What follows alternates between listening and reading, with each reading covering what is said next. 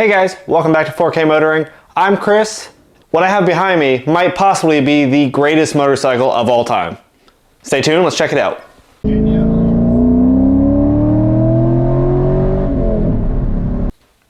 Guys, I just took delivery of the new 2022 Multistrada V4s. This is not the Pikes Peak, this is just the V4s model. This has all the fancy electronics, everything that the new Multistrada comes with. I want to tell you about them. We're not going to go into too much detail today, but I want to run through some of the fancy technology that this bike has. Real quick, starting front to back, we have a 19-inch front wheel with dual 330mm Brembo Stylema brakes. These things are awesome. That's basically what they have in MotoGP. Obviously different materials, but same design. Stop really well. These are the same brakes found on the Panigale race bike. Different pads, but same brakes. You can swap them out. They're amazing. This bike does come with ABS as standard, as well as cornering ABS, which is phenomenal. Moving back, we have our Skyhook semi-active suspension. Now, this is the same suspension that I had on my old Multistrada. In addition to just being an updated version, this now has an auto leveling feature for the rear end. So I don't have to select rider, rider and baggage, rider and passenger, that sort of thing. The bike will automatically detect it. With this new update, I can also hit a button and drop it instantly to its lowest preload setting. If you're walking along in traffic, trying to duck waddle it, something like that, you now have that ability. Moving up to the beak that only a Multistrada could have, we now have the addition of radar adaptive cruise control. That's right, on a motorcycle we have radar cruise control, adaptive cruise control. Phenomenal. We have full LED array headlights just like before. These are updated, better beam patterns. We have cornering lights. As soon as you start leaning in a corner, a light shows up. It's amazing. I absolutely love it. Moving on to the cockpit, we have a one-finger adjustable windshield. Quick touch, easy to adjust, doesn't have all the weight of one of those electronic ones, doesn't require two fingers to pinch and squeeze anymore. Easy up, easy down. We now have a much larger infotainment screen. This is a full color TFT display, changes by modes, does a lot of fancy things. Has day-night mode, is dimmable, really awesome display, big improvement from before. Coming back, our mirrors, we now have blind spot monitoring that shows up on the mirrors on the inside. One on each side. There's a radar unit in the back of the bike, right under the tail light, and that allows us to have notification of traffic coming either side. Big safety thing. I imagine we're going to see that on a lot of bikes to come in the future, as well as gives us indication if there's something going to potentially crash into the back of us, it'll warn us, or if we're going to switch lanes and there's something already there, it'll give us some extra warning. Of course, we have all our backlit switchgear. This stuff is updated for the new Multistrada. We now have a joystick and some dedicated buttons. Same for this side here. Bike does come with heated grips as standard with the V4s travel and radar kit. Hydraulic clutch, hydraulic brakes obviously. We now have a cubby hole where we can put our phone with a charger right down in the center there. This display does do screen mirroring with the Ducati Connect app and Cigic navigation app. You can have a map displayed on the dashboard itself. Pretty cool. Would be a little bit better if it was Android Auto, Apple CarPlay. They have a lot more development behind them and would be much better systems. But for what it is, awesome to have this on a motorcycle. Coming down to the side of the bike, we now have these gills, if you can see them. New Multistrada design. There's a oil cooler, small one under here, but the radiators are side mounted now. Heat was a big concern with this bike. Obviously the new V4s on the Panigale and the Street Fighter, very hot engines. A lot has been done to this engine to keep you cool. One of the big things is the sideways radiator and these heat extractors that let hot air blow out to the side. We now have the MotoGP style winglets under here.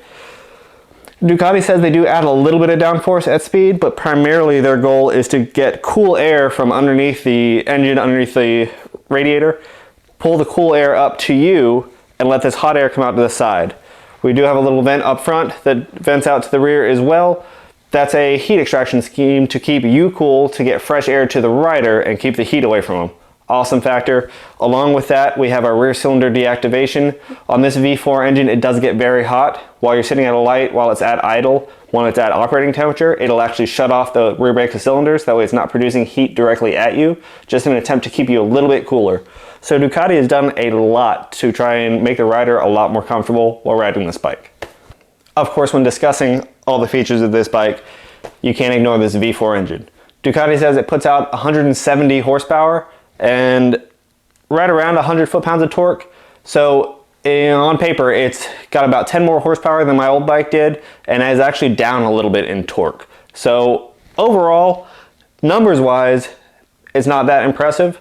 But when you think this motor is actually smaller than the L-twin that it replaces, smaller and lighter, so it can be mounted better in the chassis, get a better balance, more ground clearance, that sort of thing. And the way it puts this power down, it does not feel like it's just 10 more horsepower. And just a little bit I've ridden, this thing is an absolute rocket by comparison. As we keep working back, we do have heated rider seat and heated passenger seat. That's right, both are heated. Everybody will appreciate that. The saddlebags we're still waiting on to come in, the side panniers and the top case.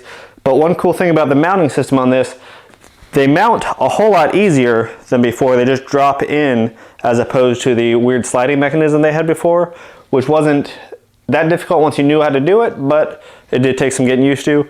But the cool thing is the rear latch is actually on a spring mechanism, and if you guys can see that, it moves back and forth.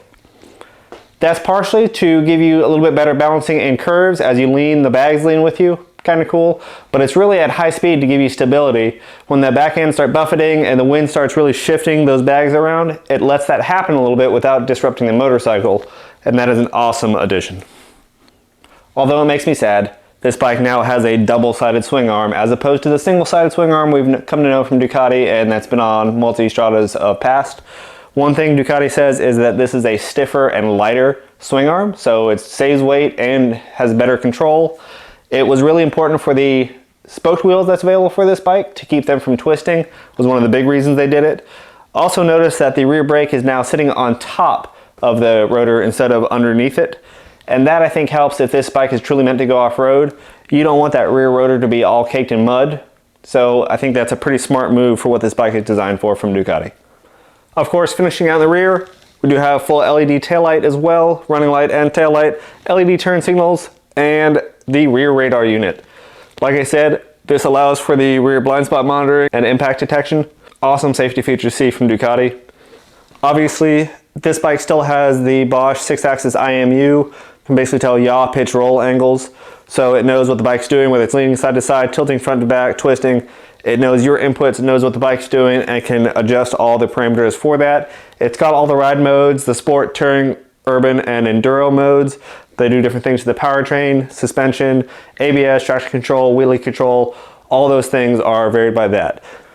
This bike also comes with a quick shifter, up and down. This thing is super seamless. If you've ridden Ducatis of past that have had them, they've worked. This thing is truly next level. It is very refined. Awesome addition to this bike. All right, guys, this is my rundown.